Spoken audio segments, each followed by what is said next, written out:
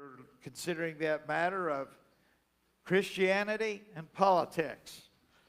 And we were simply bringing that up and looking at that as a sharp contrast.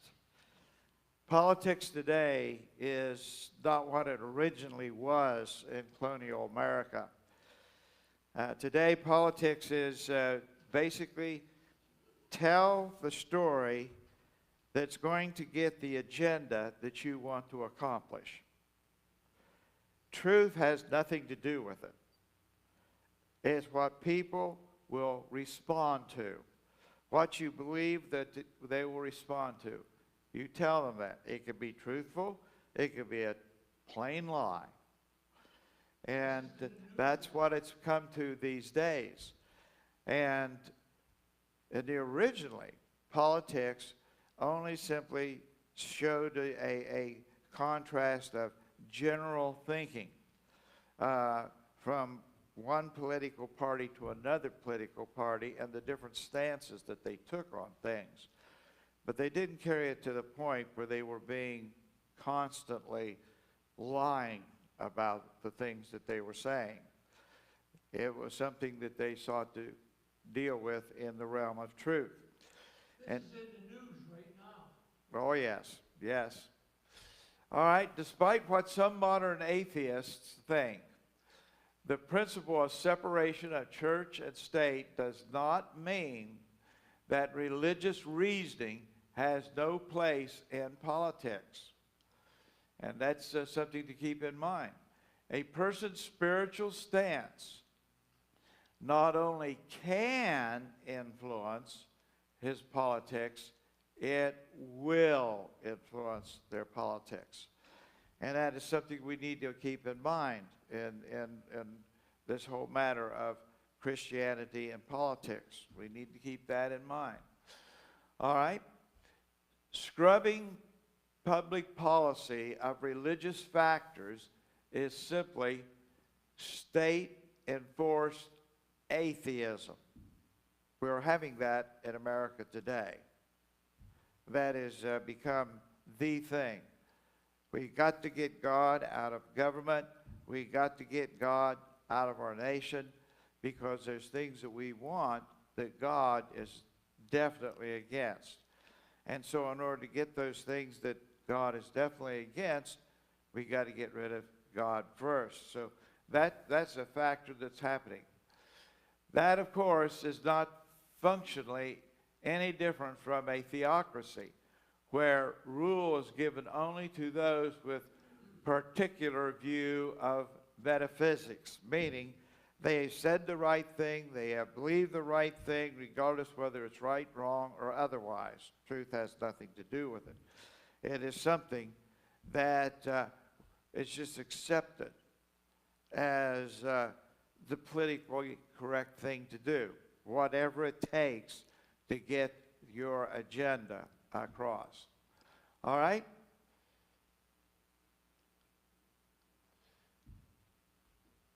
Separation of church and state is really meant to keep those two institutions from exerting formal control over each other. Meaning this, government should not be trying to control Christianity. And Christianity is not to be brokering government, moving in and controlling government as such.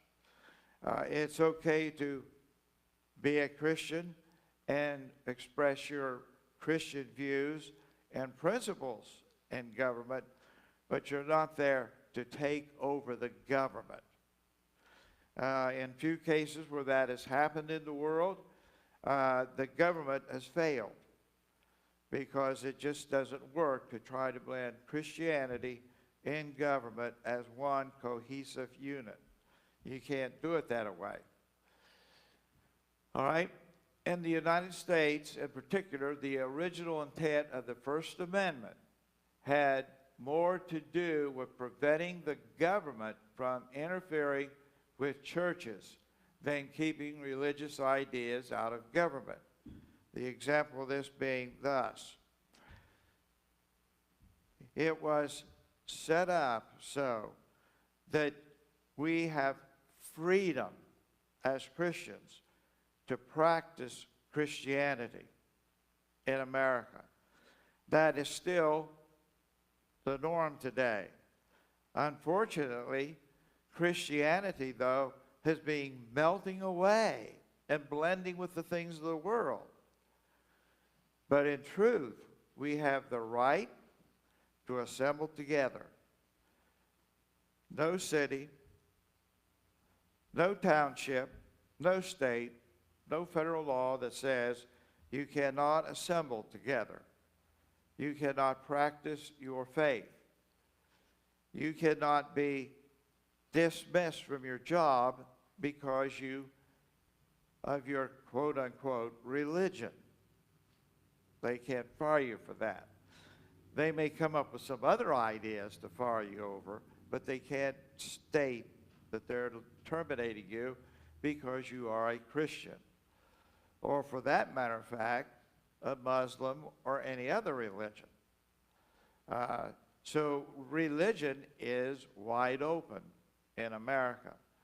And what we Christians should be doing is taking advantage of that fact. We should assemble together on a regular basis.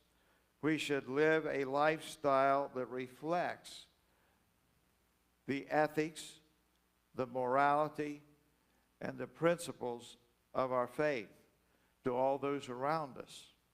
We should live that way. We have the legal and lawful right to do that. And so our Constitution is set up to permit that. As noted, the Bible does not prescribe any particular form of government, except on one exception, the Hebrew people. All right? Otherwise, the system to the Jewish people in the Old Testament was intended solely for the nation of Israel. And that was set up originally by God as a theocratic government. That was originally the way it was set up. And God was ruling the people through the prophets. And then the people came to God one day and said, hey, we want to be like the rest of the world. We want our government to be like the other world, the other governments around us. They all had kings. We want a king. In essence, they were saying, we do not want God to rule our nation. We want a king. And God said, here's what's going to be the consequences if you get a king. And so he listed a number of things would happen if a king came over Israel. Every one of the things that he said would happen, did, and has happened to the nation Israel. And the first king that they got, God gave them the king they wanted, Saul. He was head and shoulders taller than the average Hebrew. Good looking, powerful and strong. He looked like a king, and he acted like a king. And he did it all in the ways of the world. And immediately the things that are negatively that was came upon Israel was a thing called taxation. A king enacted taxes upon the people of Israel, which they weren't paying before, because God was the government. Now they are the government, and they have to pay people to do governmental things. And so taxation was introduced. And all the negative things that they were warned about happened to Israel as a result of it. The most important of those negative things was, if you have a king, you will find that that king is going to lead you away from God. They didn't believe that, said that'll never happen, and yet it did.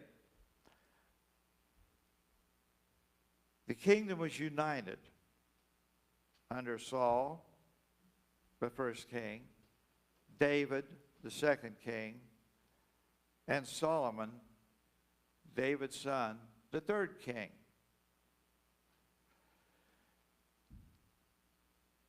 And things went okay, not great. But with the death of Solomon, the nation split in two. 10 kingdoms went to the north, 2 kingdoms went to the south. Tribes, I should say. 10 tribes to the north, 2 tribes to the south. The northern kingdom had a series. Every king they had was anti-God. They were a bad king. And as a result, the northern kingdom was the first kingdom to go into captivity.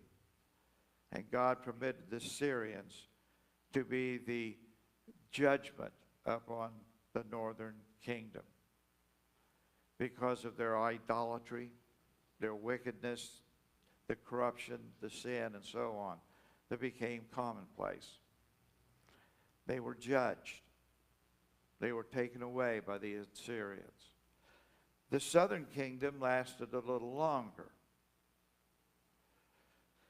a couple of 100 years or so. Not much, but a little longer. Half of their kings were godly and half were ungodly. And that is the only reason that they lasted a little longer, because of the fact they did have some godly kings. You take God out of the picture, it's downhill from that point. America became a very great and powerful nation because it was, in the early days, its leaders and the government that they established and set up were mainly committed Christians. In fact, if you read some of the senators and presidents that were in the early years of the colonial rule in America, you will find that, wow, what they wrote and what they said, they sounded like preachers. They weren't. They were just people who loved the Lord. They talked about the Lord. They loved His Word. They taught and talked about the Bible. That's disappearing in America. Extremely rapid. And you'd say, well, we have a lot of churches in America today. And you have so many of these mega churches today that thousands of people attend. But tragically, most of these mega churches have compromised with the world. In other words, they have set themselves up not to give the people what God wants the people to hear or to experience. They're set up to give the people what the people want to hear and experience. And entertainment with a feel-good message. Everything is well between everybody and God, even though sin is rampant across our land and oftentimes sits in the pew. Everything is okay. We're all hanging in there good together. Let's just keep loving one another and trusting one another and accepting one another. And as such, Christianity is rapidly disappearing in America. One of the great tragedy is the pulpit became one of the first places that was corrupted. with pastors and teachers backing away from the truths of the Word of God, lest they would offend people and they wouldn't come to church, and so on. They don't want to hear that, the truth. They just want to hear what makes them feel good and whatever lifestyle they're living in. So it's very sad and tragic that those things have taken place. But at any rate, God gave the people of the Old Testament a system of government which he would be the theocratic leader of that government. They rejected that. Okay, Christians are called on to cooperate with the basic concept of government. Romans chapter 13, verses 1 through 7. We as Christians are to accept the government that God has permitted to exist, regardless if it's a good form of government, a mediocre form of government, or a bad form of government. We are to work with that, but there is a point that you can no longer work with it. There's a point that you cannot compromise with their evil and wicked laws, rules, and regulations that they have established. All right? At the same time, we are instructed to obey God instead of man when human laws conflict with the Bible, Acts 5:22. We looked at this a little earlier. The simple fact is, we can be obedient to government so long as it doesn't transgress the laws of God. But in America today, there are a lot of laws that limit Christianity. We can still assemble together. We can still meet together. We can still have our, as to say, the four walls of our church and do things there. But we are also supposed to be acceptant of certain lifestyles that God has definitely condemned as extremely sinful. And we have embraced those wholeheartedly in many areas. And it has become the normal way of life for any number of people. And that we can't not agree with. This doesn't necessarily mean armed revolution. We're not going to be getting involved in that.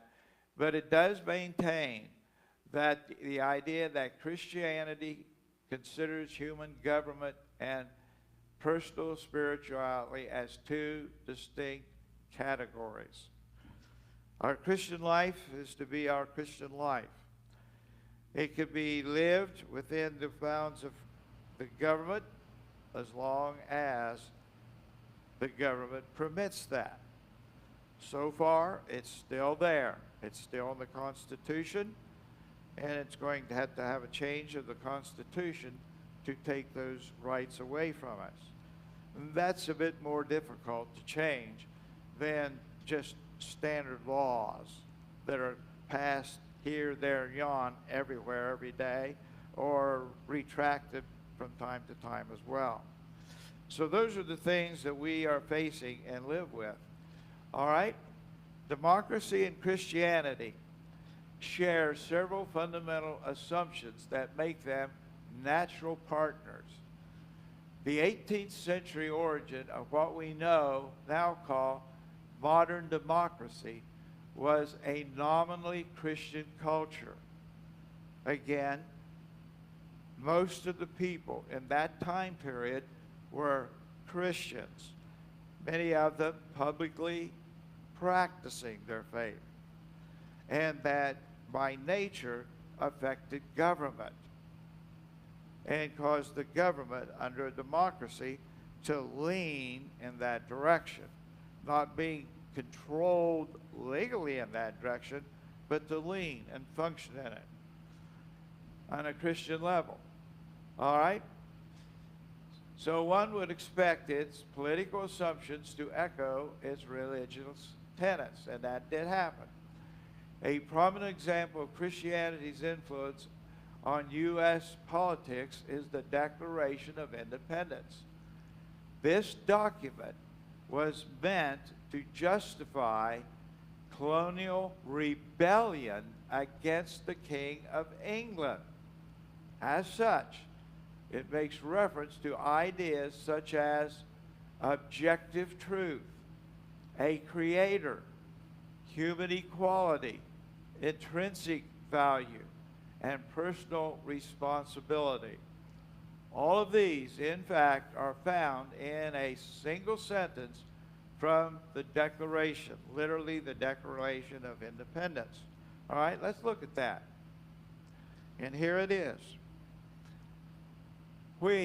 This comes from the Constitution of the United States, we hold these truths to be self-evident, that all men are created equal, that they are endowed by their Creator with certain unalienable rights, that among these are life, liberty, and the pursuit of happiness. Needless to say, you have the situation with slavery in America and what that has led to, and the division and separation that caused, simply because they weren't practicing this in the Constitution. Humanity is equal. We have the right to exist. We have the right to pursue happiness. We have the right under the Constitution. All right? Such a statement in and of itself is fundamentally at odds with virtually all worldviews other than theism. Now, theism is the reference to deity. And the spatial deity, of course, is the Lord God, Jesus himself. And this is a natural thing because he actually exists. It's not a religious philosophy, belief, or teaching. It is the truth. Okay. All right. What we need to realize now is atheism rejects a creator. All worldviews other than theism, they'll reject that and has no means by which to claim either inalienable rights or intrinsic value. Examples: Hinduism's caste system and karma refute human equality. The idea of self-evident truth contradicts all forms of relativism. And that's what people want today. I want it relative to me. Somebody else wants it relative to them. And somebody else wants them relative to that.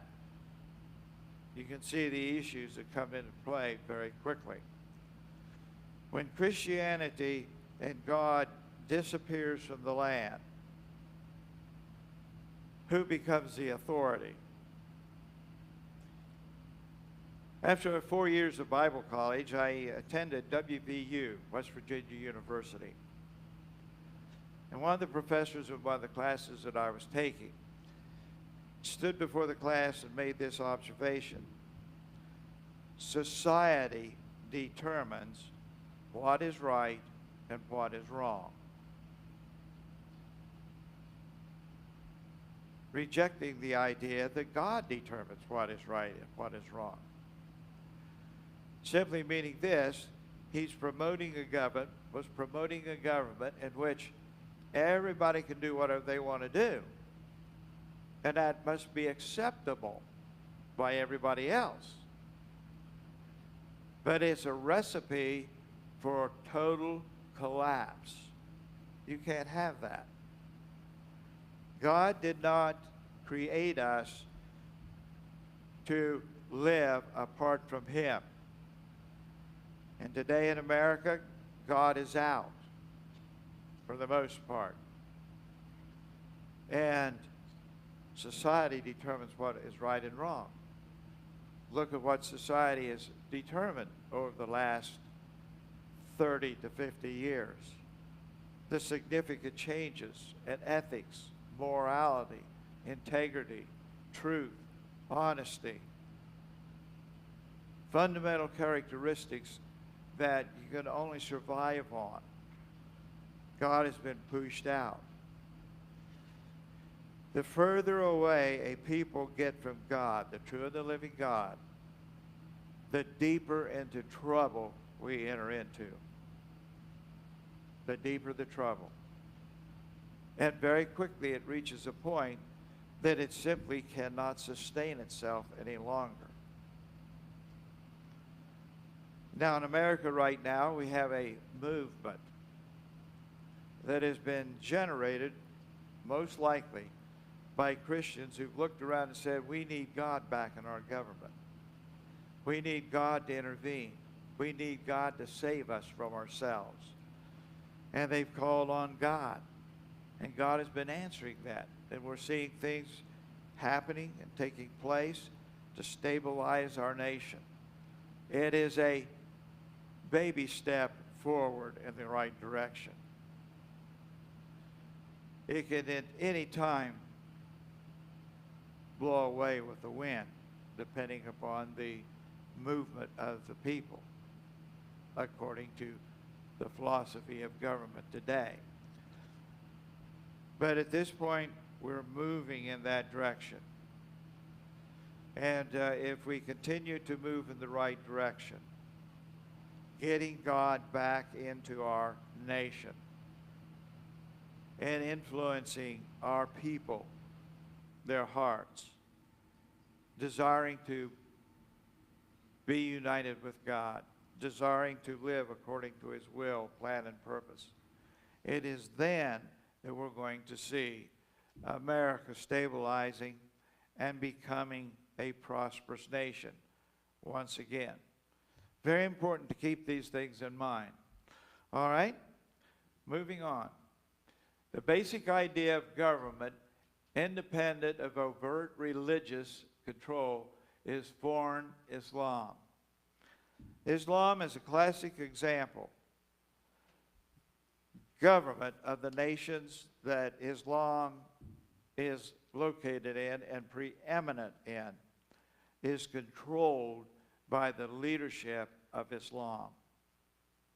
It is not controlled by free voting of the people to decide this, that, or the other. Islam decides what is right, what is wrong, and how we're going to live, and the culture that we're going to experience. They take over everything. Now, the God of Islam is Allah. Allah does not in reality exist. He does not exist at all in any form or fashion, only in the minds of the people who choose to believe the religion of Islam. But it becomes a classic example of seeing how things can be taken away and controlled by people that are out of control. It's sad and tragic to see those things happen. All right? The point is not to claim that the United States or other democracies are explicitly and irrevocably Christian. That should not be the case. Nor that it is impossible in practice for persons of non-Christian worldviews to participate as citizens in a democracy. However, an examination of Christian theology and political democracy shows many commonalities. This is not true of most other worldviews. And in fact, most religious systems directly conflict with various aspects of democracy. This is why democracy is not popular in many parts of the world. We have had the unique privilege that we had people who migrated to America, virgin territory for the most part. Not absolutely virgin, but for the most part. They established government under God.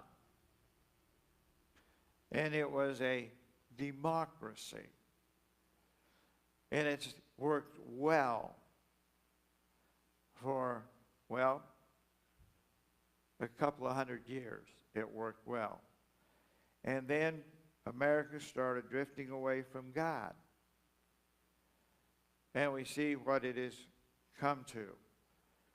We are open to any and all and everything. And that seems to be the law of democracy in America today.